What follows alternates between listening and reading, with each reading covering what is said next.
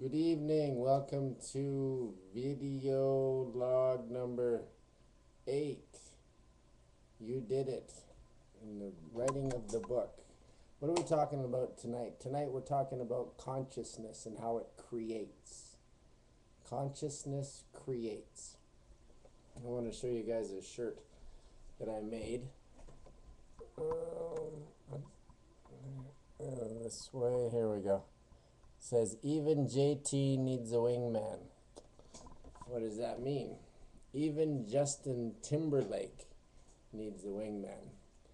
So when I got clean about 5 years ago, Justin Timberlake came up to Edmonton, and I decided that since I'd started reading The Secret and whatnot, that I'd try this whole consciousness creates thing out.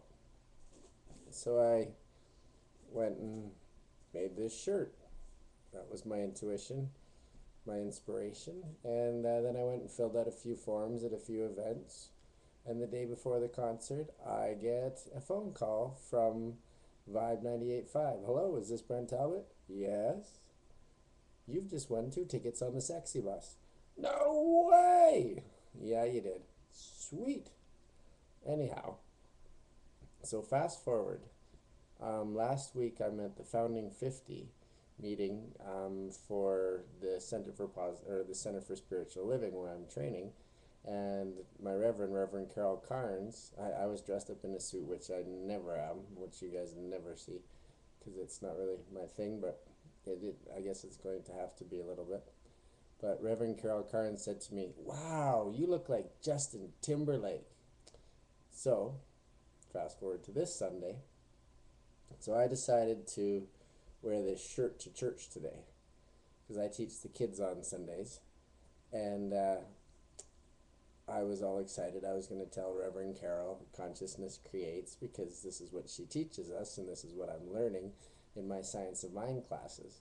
And so I was going to tell her the story, but so when I got I also shoveled the walks at the church, and so after I shoveled the walks and I came in, and just before we got into our circle, Reverend Carol says to me, she goes, "I want to talk to you after," and I said, "Oh, okay, sure." And I thought she was going to say, Brent, you're doing a lot of stuff around here, and I appreciate it. Like, I shovel the walks, and I volunteer with Project Homeless Connect, and I was the volunteer liaison with All Roads Lead Home with the church, except for a while that kind of fell apart. It dissipated. The government pulled the funding. Fabulous government. We love you, government. You don't do anything that I like. But anyways, so um, Reverend Carol says to me, you've been mentioning that the kids maybe don't listen to you as much as you'd like. Well, maybe you should quit dressing like them. Isn't that awesome? So I had a laugh, and I was like, first of all, my ego got up.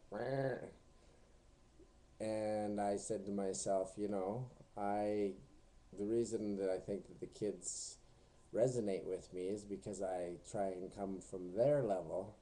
But now I did think about it. Deliso, who's one of our regulars, he's my buddy.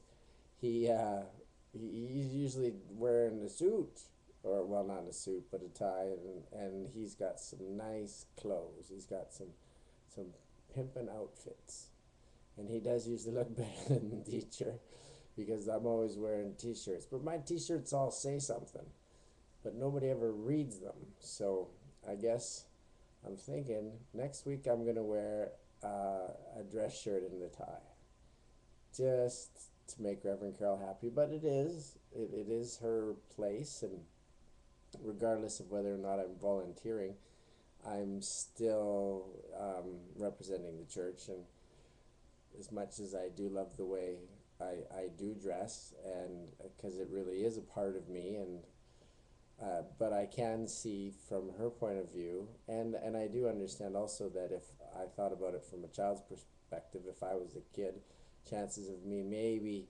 taking to heart more something that somebody of authority has said while they were dressed appropriately, as opposed to somebody that was lounging around on the floor with them, which is what I usually do. Oh yes, and so then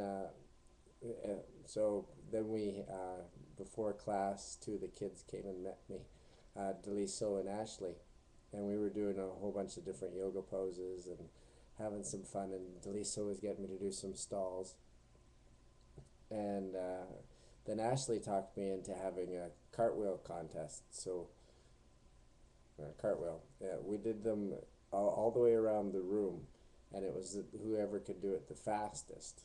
And it was about, I don't know, 20, no, about maybe 12, 15 revolutions. But anyways, so Ashley went and she did it in 20 seconds, and then Delisa went and he did it in 20 seconds. And then I went and it didn't go so good.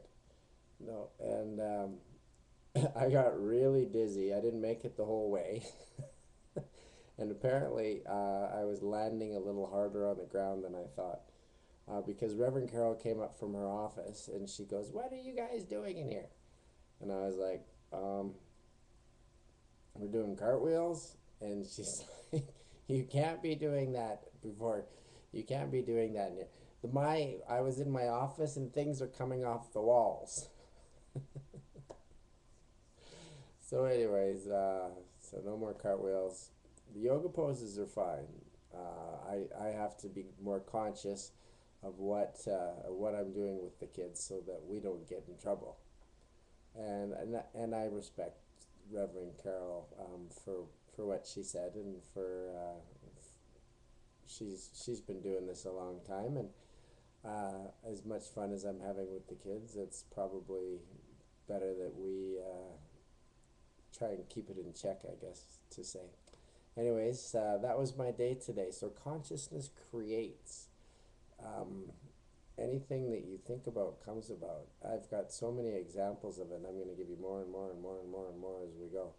But yeah, try it, do something and watch it. Watch it'll manifest. Just think about something. Focus on something that you want, something that resonates, that comes from your soul, something that's inspired, in spirit, from enthusiasm, and theos, the God within. Go do it. You know it. You're a way seer. We comfort the discomforted. No. How's it go again? Hold on. We comfort the disturbed and we disturb the comfortable. Thank you very much. Have an excellent day, evening, life, everything. I love you. Namaste.